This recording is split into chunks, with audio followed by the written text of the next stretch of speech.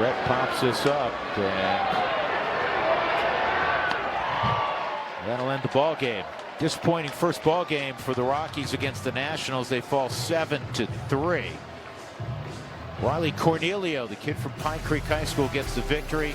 Kyle Freeland suffers the loss. For Cosgrove, that's his first save of the year, second career save. The Nats hit 3 homers tonight. The Rockies postgame show presented by UC Health is coming up next.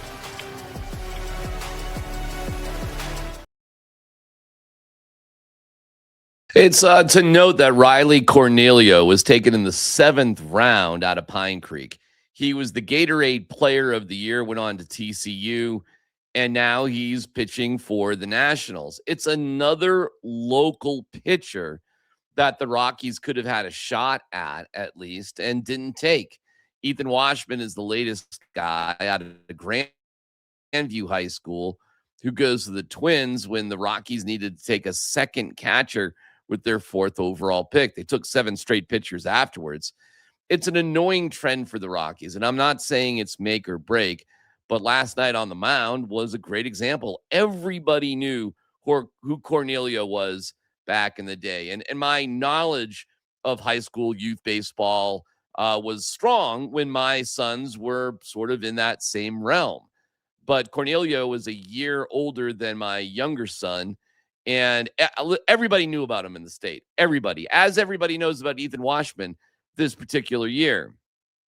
I'm annoyed by it. And I don't know if that trend is going to change.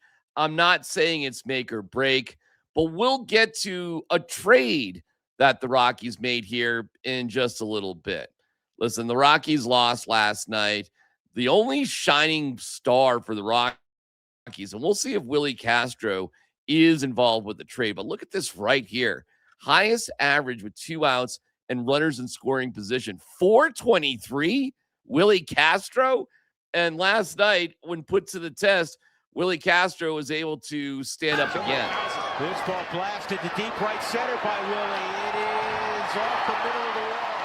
2 runs have scored. Rumpfield gets a green light. He's going to score. Base is clearing. Game time double. Willie Castro.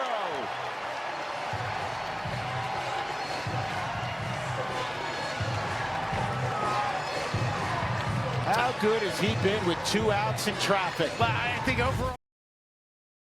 Yeah, he's been the best in baseball, actually, as Drew points out, rightfully so. That's somebody probably the Rockies are.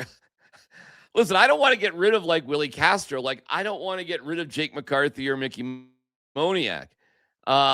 Seth Halvorsen is different. Halvorsen, just a huge power pitcher, but got hurt, expected to be off the injury list here shortly. And yesterday, the Rockies did a deal, and I'm fine with this deal. It's Halvorsen to the Dodgers for Nick Frasso and outfielder Landon Vidorek. Frasso is another big, heavy throwing pitcher who's in the minors, and Vidorek also in the minors as well. We'll see. Frasso, though, is a big dude, 6'5", 200 pounds, 27 years old. He's had, some bites in the major leagues, but, he's essentially been a minor league guy. So, you know what? I'm sorry. I don't know if he's ever been in the majors. My bad. Yeah, because I'm looking things up now. I thought he had a little bit of a cup of coffee. No. So he's in the minors. He's out of Loyola Marymount, 27. So, but he does throw 100 miles an hour. Anyways, let's hear from some of the Rockies brass about it. First, we start with Josh Burns. Now, you have to understand, Burns has been with the Dodgers, was with the Dodgers for a decade before coming here to be the GM of the Rockies. Yeah, well, first of all, Nick Frasso, he was a high pick. We traded for him and went to Double-A. So he, as his prospect star was rising, he was a top 100 prospect, doing really well. Then he got hurt and missed the entire 2024 season. Last year, Didn't quite return to form coming off the missed time and the surgeries.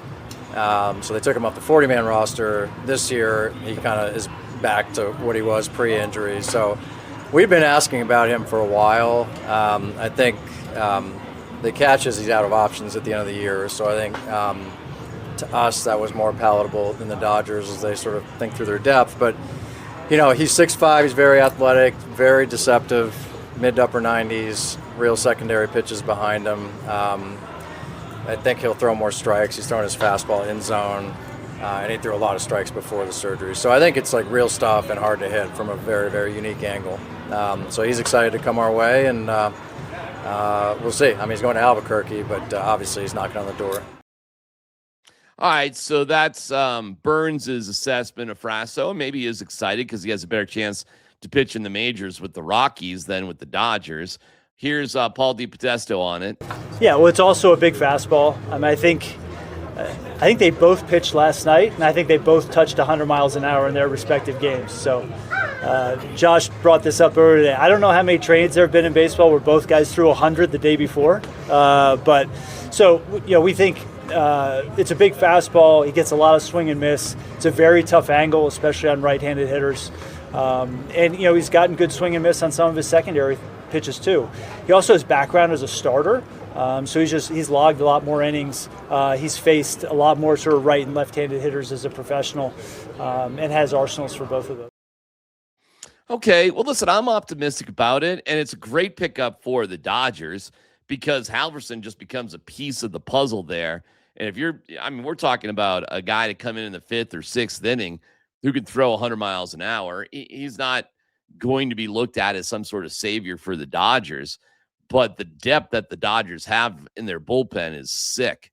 And that's why they win a lot of games. They lost last night, but that's why in general they win a lot.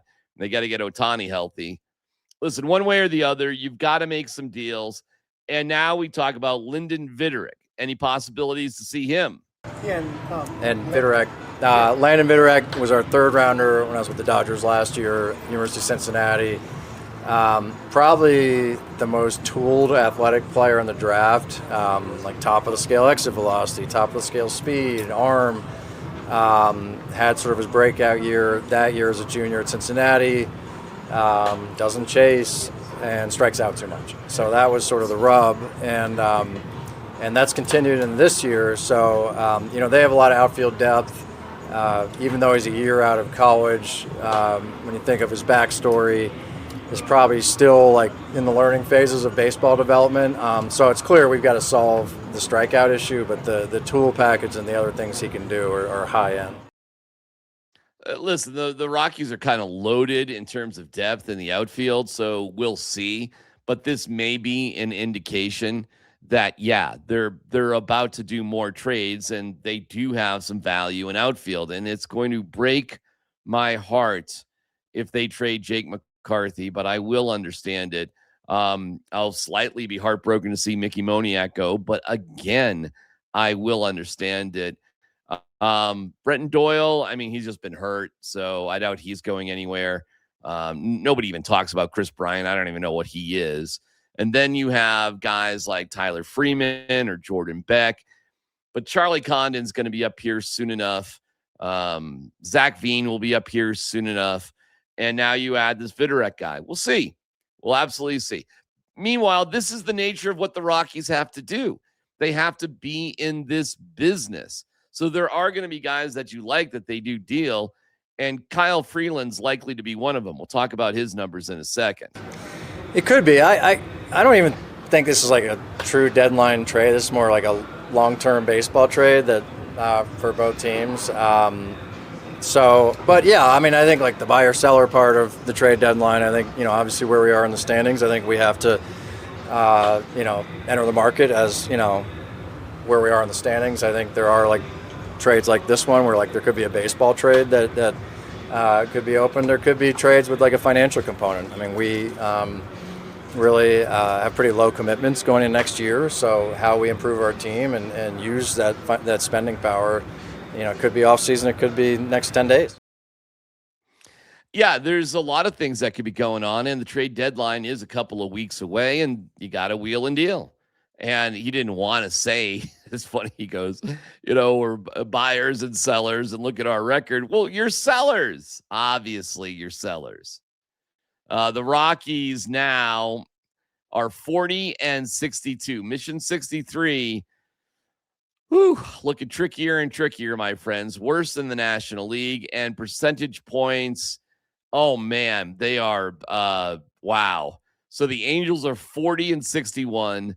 The Rockies are 40-62. So technically a 396 winning percentage for the Angels, 392 for the Rockies. Wow.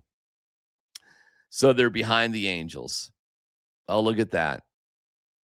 They're the worst team in baseball. It's close. It's by slight percentage points. But here we are through 102 games. That's a lot.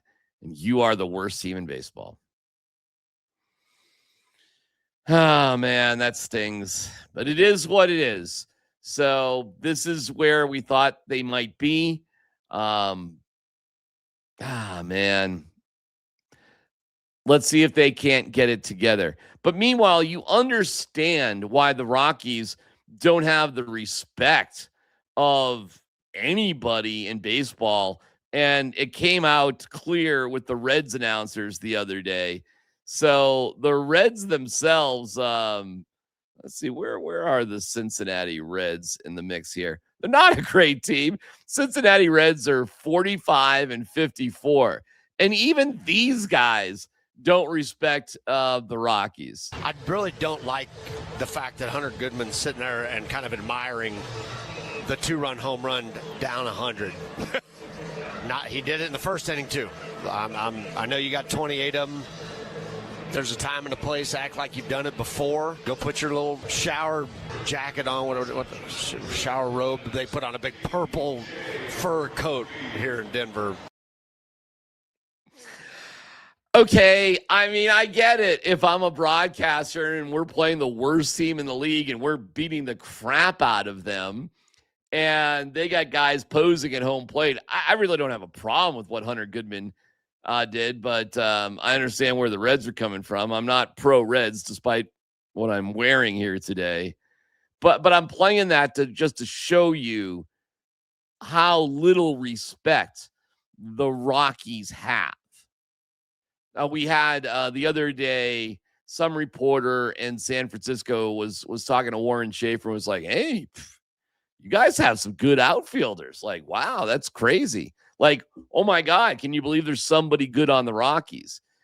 And now this comment, like the Rockies don't deserve to celebrate home runs like everybody else does. And it's like, oh yeah, it's cute. He's got 28 of these, 30. He had 3 in that game. But that's where the Rockies are, my friends. That's where the Rockies are. Ryan Clark fired on the air. I'll show you why that might be the case and some football rankings that are pretty cool coming up here in a second. We're brought to you by Journey Spice. There's a world of flavor out there, and to find it, you have to take the journey. Journey Spice Company handcrafts the most premium spice and seasoning blends that have no sugar, no salt, are certified USDA organic, non-GMO, vegan-friendly, and always planet-friendly. You are going to love serving amazingly delicious creations while knowing you helped reduce single-use plastics. Make sure to search for Journey Spice Company on Amazon today.